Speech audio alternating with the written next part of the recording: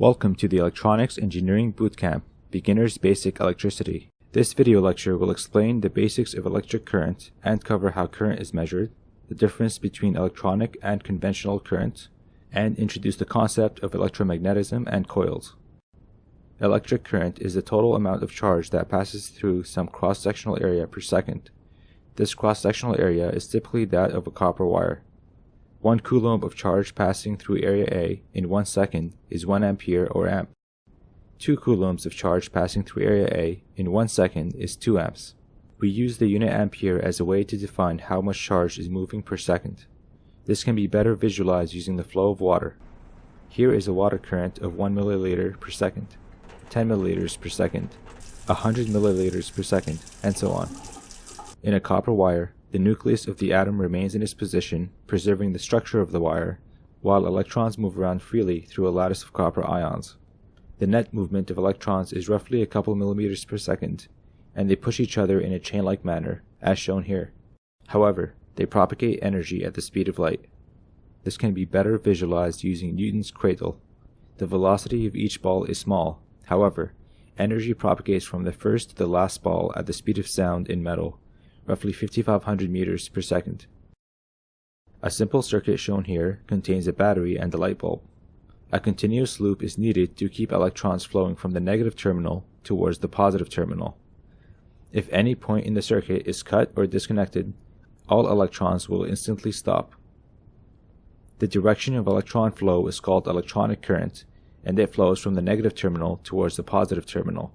However, conventional current is defined as a flow of positive charge.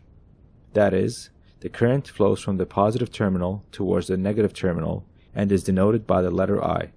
This is the definition that is widely used in all electronics engineering formulas, literature, and in the industry. This may seem confusing because there are no positive charge particles that flow through a conductor.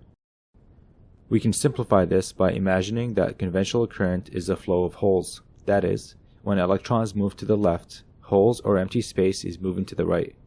We use this model because back in the 1800s, Benjamin Franklin had the 50% chance to guess the direction of current, and he got it wrong.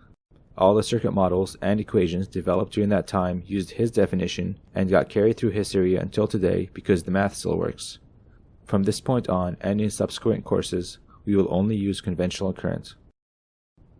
A current-carrying wire generates a magnetic field that wraps around the wire as shown. The direction of the field lines can be determined using the right-hand rule.